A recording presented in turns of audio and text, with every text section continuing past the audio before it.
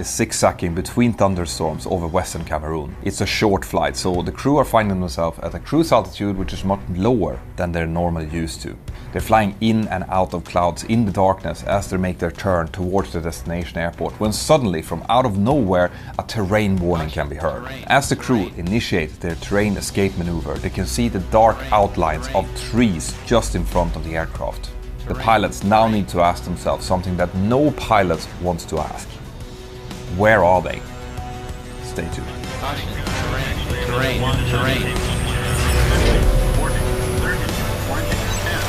On the 1st of May 2015, Air France Flight 953 is operating from Paris, Charles de Gaulle in France, down towards Malabo in Equatorial Guinea. The aircraft that's being flown is a Boeing 777, and it's had a couple of technical issues earlier on during the day, which has delayed the original departure time, and that has forced Air France to augment the flight crew with a third flight crew member in order to be able to extend the duty times of the crew. The pilots who are now flying together are quite experienced. The captain has over 15,000 hours with 6,000 hours on type. The first officer has just over 5,000 hours, and the relief pilot that was called out has just about 15,000 hours in total. This was going to be a quite long day for the crew, because after they had operated that first flight from Paris down to Malabo, they were scheduled to do 2 short hops more, from Malabo to Douala in Cameroon and then back again to Malabo. And once they came back to Malabo, they were scheduled for a night stop, and then the following day they needed to operate from Malabo back to Douala, and then from Douala back again to their home base in Paris. Once they started to operate these 2 short flights, they very quickly realized that the most efficient way of doing the cockpit work was to do the departure briefing and the arrival and approach briefing both together while they were still sitting on the ground. Because once they got airborne, those 20 minutes would go very, very fast, and the area between Douala and Malabo was a non-radar environment, which meant that everything that they had to do was procedural. That meant a lot of concentration on behalf of the pilot flying, but also the pilot monitoring, who had to do a lot of air traffic control communication. And that's how they ended up operating these 2 flights, and the weather on that day was really good, so those 2 last flights went out without any type of problem. On the second day, the weather situation had changed for the worse. Now there was a lot of active thunderstorms both over Malabo, but also over Douala, which was the destination airport. The pilots tried to get their head around the weather situation, but it was really hard for them to get any accurate weather information, and the captain spent a lot of time during the pre-flight contacting the headquarters back in Paris via satellite phone to try to get them to read out the weather picture. This caused a lot of frustration and confusion, and the crew, when they started their briefing for the day, said that the major threat that they were facing was the poor weather situation, both at the departure and the destination airport, but also en route between them. Once the flight crew had finally received the weather and finished their briefing, they proceeded to brief their 11 cabin crew members about the day's flight, and then they walked out to the aircraft and they started boarding their only 23 passengers for the flight over towards Douala. They decided that the first officer was going to be pilot flying for this first flight, so he started setting up the flight deck for departure, and when he was finished with that, he started doing the briefing both for the departure from Malabo and the arrival into Douala runway 30, which was on use at the time. He briefed that the major threat for this departure was going to be the weather that was around, but he also said that there was quite a lot of terrain down to the south of Malabo airport, and because of that they would have to make a right-hand turn after departure instead of the left-hand turn that was indicated on their flight plan.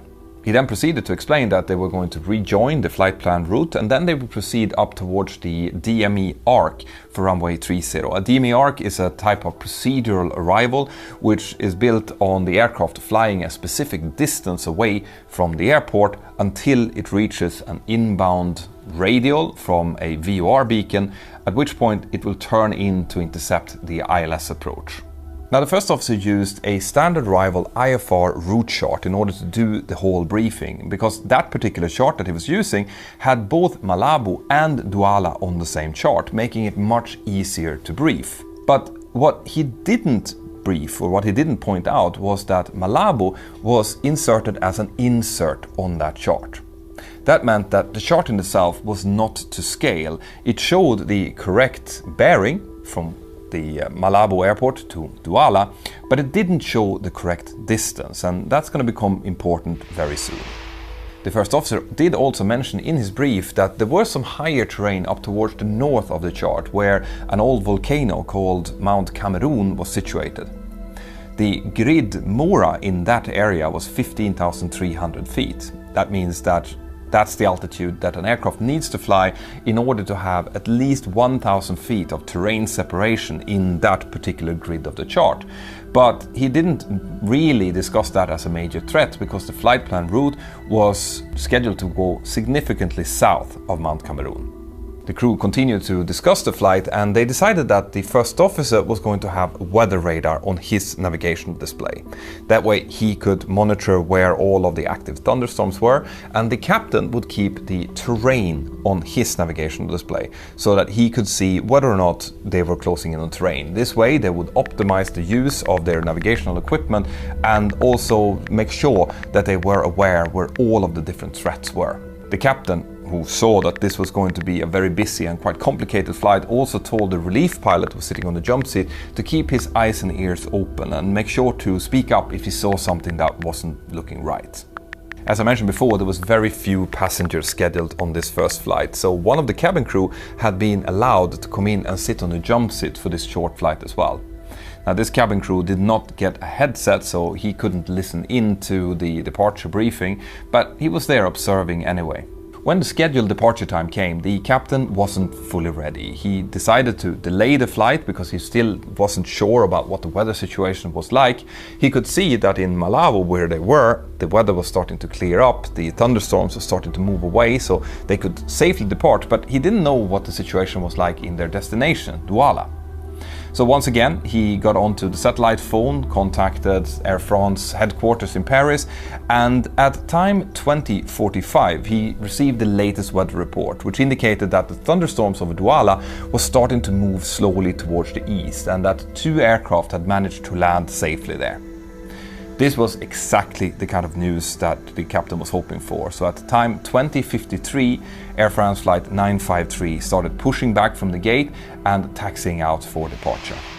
At time 21:03, the first officer moved his thrust levers forward to set takeoff thrust, and the giant Boeing 777 started rolling down the runway. They took off normally, and after departure, the first officer started turning right onto heading of 030 degrees in order to avoid the terrain to the south of the airport. Almost immediately, several large red thunderstorms could be seen on the first officer's navigation display. Now, the captain, who had terrain selected on his navigation display, now thought that they had left the dangerous terrain behind them, and he switched over his navigation display to weather as well in order to be able to better assess the situation. The original route that they wanted to get back onto was filled with thunderstorms, so they realized that they wouldn't be able to navigate back on that. Instead, they continued flying in heading select, and they started choosing a more northerly route. As they were doing so, they needed to communicate this to the Douala approach controller, and as I mentioned before, there's no radar available. So this discussion between the captain, who was pilot monitoring, and the radar controller took several minutes to do, while the captain was informing the controller about what they were doing. As the captain was busy with this discussion, the first officer was looking at his navigation display, trying to assess what it was that he was seeing. He could see a large red return in front of him, but he could also see a strange oval-shaped return to his right, which almost looked like it was following the aircraft as they were flying northbound. In order to assess what that strange return was, he momentarily switched over from weather to terrain, and he also increased the scale from 40 nautical miles to 80 nautical miles. He waited about 6 seconds or so, and after those 6 seconds were up, he couldn't see anything on his navigation display, so he switched back to weather radar again. And this assessment had convinced him that what he was seeing was a big red return in the front. That was obviously Mount Cameroon coming up. That corresponded to what he had briefed of the chart, and he thought that that strange red return he had on his right side possibly was a false return, as in not real. Now, it is important to understand that when you switch to a new mode on your navigation display, so actually go from weather radar to terrain, you need to let the screen update. right? And the update generally takes about 8 seconds to do. And this update needs to be done every time that you switch mode, but also when you switch the scale. In this case, the first officer had only switched over for about 6 seconds, and during those 6 seconds he'd also changed the scale of the map, meaning that it is unlikely that the screen had time to refresh during the time it was on terrain. Now let's talk a little bit about the terrain display on the Boeing 777. The display gets its information from a global terrain database, and once it knows where it is, it's going to show that terrain to the pilots on the display within the scale they have selected. The way it shows the terrain is by painting little green dots for all terrain that is between 2,000 feet to 500 feet below the aircraft's current altitude. Terrain that is between 500 feet below and 2,000 feet above are painted as amber dots, and any terrain that is higher than 2,000 feet above the aircraft's current altitude is painted as little red dots. If a terrain warning would be activated, then those dots would turn into solid color, so either solid green, amber or red, and it would also activate terrain on both navigation display no matter what had been previously selected.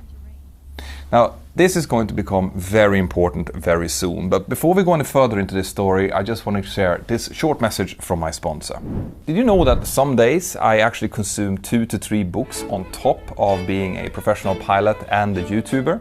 Yeah, just hear me out, okay? The reason for this time management miracle is today's sponsor, which is Blinkist. Now, Blinkist is a fantastic app that takes non-fictional books and titles and they distill them down to their absolute essence, their core, which they call blinks. This means that reading through a book or listening to a podcast, which they now call shortcast by the way, can take you only 15 to 20 minutes to do, which is absolutely perfect. I tend to use Blinkist when I'm out exercising, which I love doing in the morning, or